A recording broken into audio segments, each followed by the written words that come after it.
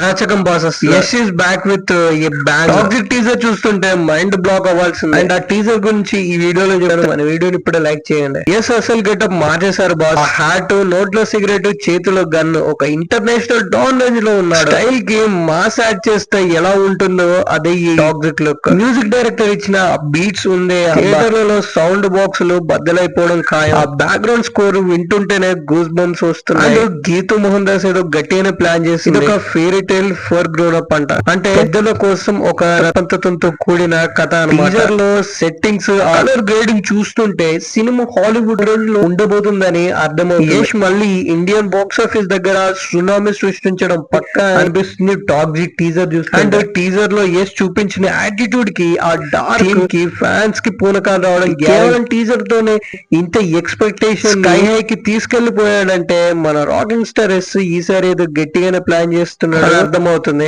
మరి ఈ టీజర్ మీకు ఎలా అనిపించిందో కింద కామెంట్ లో చెప్పండి. మా ఛానల్ కూడా సబ్స్క్రైబ్ చేసుకోండి.